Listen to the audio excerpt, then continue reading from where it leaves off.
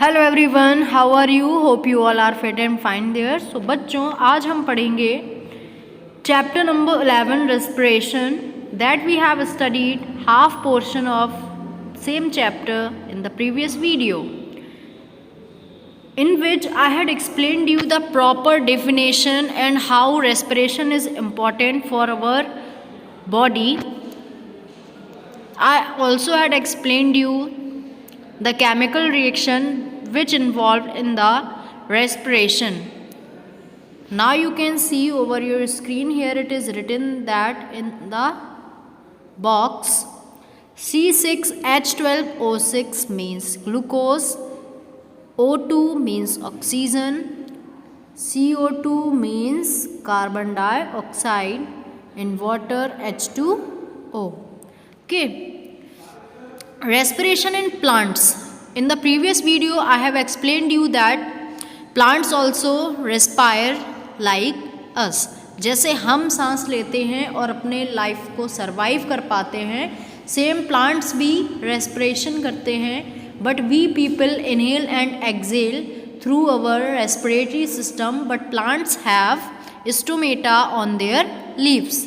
Plant में जो leaves होते हैं उन पर क्या पाया जाता है? Stomata. Now you can observe in the figure number 11.1. Okay, stomata आपको लीव्स में जो स्मॉल पोर्स होते हैं, होल्स तो बहुत बड़े होते हैं लेकिन पोर्स, टिनी पोर्स बहुत छोटे से, जिनसे वो क्या करते हैं? इनहेल और एक्सेल करते हैं. बट इनमें जो गैसेस होती हैं जो इनके रेस्पिरेशन में इन्वॉल्व होती हैं वो हमसे जस्ट रिवर्सिबल हैं. जैसे हम जब इनहेलेशन करते हैं तो हम इनहेल कौन सी करते हैं? O2 ऑक्सीजन, एंड एक्सेल करते हैं CO2 means carbon dioxide. And plants का अगर आप देखेंगे, इन plants they inhale O2. No, बिल्कुल नहीं.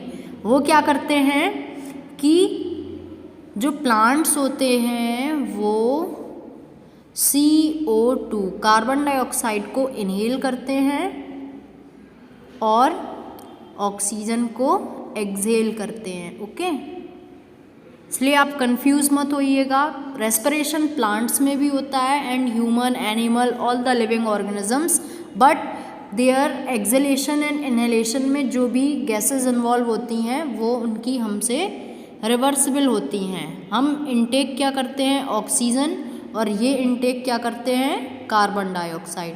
हम एक्सहेल करते हैं कार्बन डाइऑक्साइड और ये इनहेल करते हैं. ठीक है ना?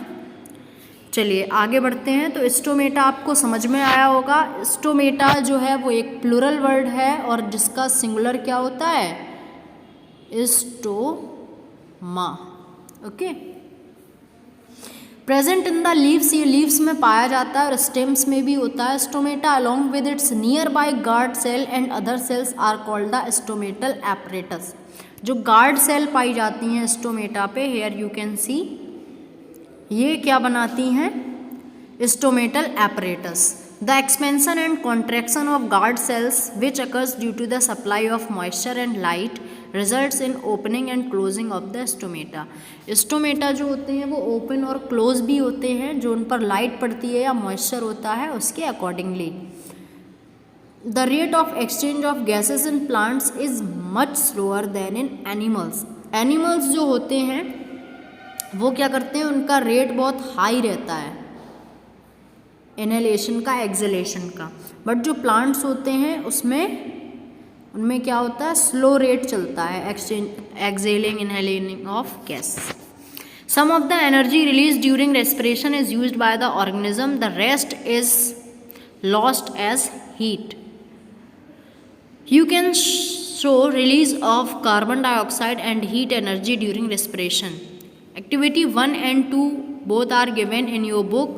You have to perform them being at your home. Okay.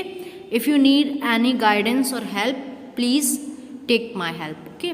Root respiration क्या होता है? कुछ प्लांट्स जो होते हैं वो अपने लीव्स से रेस्पिरेशन कर लेते हैं with the help of their stomata. What are stomata? Stomata क्या होते हैं? स्मॉल पोर्स जो होते हैं लीव्स पर, उसको स्टोमेटा कहते हैं। Root respiration, root cells of plants also need oxygen to generate energy. Plant में एनर्जी जनरेट करने के लिए रूट जो होती हैं उनकी सेल्स को भी ऑक्सीजन की नीड होती है। तो ये ऑक्सीजन कहाँ से लेती हैं? They get this oxygen from air trapped between soil particles. आपको प्रीवियस चैप्टर में पढ़ाया था कि सॉइल में जो क्या होती है, एयर।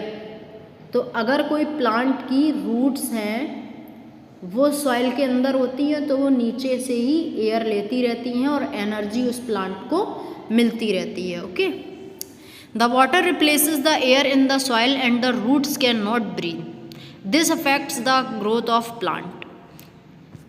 जो जैसे सॉइल थी तब वहाँ पे सॉइल में पहले एयर थी क्योंकि वहाँ पर खाली स्पेस था, ठीक है ना। लेकिन जब वहाँ पे वाटर उस स्पेस को फिल कर देता है तो वहाँ से एयर आउट हो जाती है, और जब एयर नहीं होती है तो रूट्स को एनर्जी नहीं मिलती पूरे प्लांट के लिए और वो प्लांट्स अफेक्ट हो जाते हैं, मीन्स डाई हो जाते हैं, मर जाते हैं।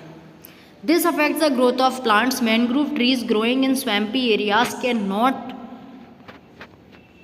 Gate air from the soil as it is waterlogged. Mangrove आपने देखा होगा, मैनग्रोव फॉरेस्ट वगैरह जो होते हैं वो पानी के किनारे मतलब या फिर पानी में ही उनकी रूट्स पहुंच जाती हैं, और जहां पानी होगा तो वो एयर के स्पेस को कवर कर लेगा, वहां पे एयर नहीं होगी।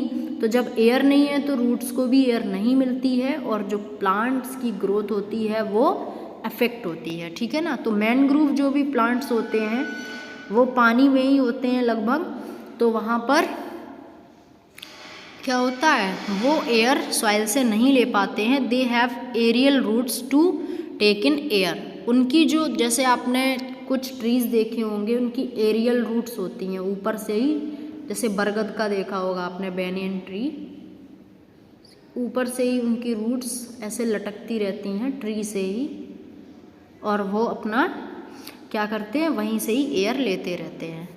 Now next one is respiration in animals. Animals में रेस्पिरेशन कैसे होता है? Different animals have different ways in which the exchange of oxygen and carbon dioxide occurs in their bodies. अलग अलग एनिमल्स अलग अलग तरीके से अपनी प्रोसेस, जो रेस्पिरेशन की प्रोसेस है, उसको करते हैं। सबसे पहला है थ्रू सेल मेम्ब्रेन और स्किन। वो एनिमल्स या ऑर्गेनिजम्स जो अपनी सेल मेम्ब्रेन या स्किन से रेस्पिरेशन करते हैं, उनके कुछ एग्जाम्पल्स हैं, जैसे कि यूनिसेलुलर में आपका अमीबा, पैरामीशियम, ये क्या करते हैं, सेल मेम्ब्रेन से अपनी एनर्जी लेते हैं, रेस्पिरेशन करते हैं। हाइड्रा, अर्थवॉर्म, ये सभी क्या करते हैं, अपनी moist outer surface, moist skin जो होती है किसकी, तो आप याद रखिएगा, अर्थवॉर्म कोई नोज़ या माउथ या लंग्स इन सब से रेस्पिरेशन नहीं करता है, वो अपनी मॉइस्ट स्किन से करता है। Through air holes, insect such as cockroaches, grasshoppers et cetera, ये क्या करते हैं, इनकी ओपनिंग्स होती हैं जिनको स्पायरिकल्स कहा जाता है, स्पायरिकल्स, ठीक है। ये आप देख सकते हैं इस वाले फिगर में, ये स्पायरिकल गिवन है, ठीक है ना। तो ये एयर इससे एंटर हो जाती है और ये रेस्पिरेशन कर लेते हैं। Figure number 11.5, exchange of gases take place through gills in fish. बहुत इंपॉर्टेंट है ये, फिशेस कैसे करती हैं, गिल्स से। Cell membrane amoeba, spiracles in grasshopper, lungs and moist skin and frog and moist outer surface in earthworm. ये आपको याद रखना है, ठीक है, ओके।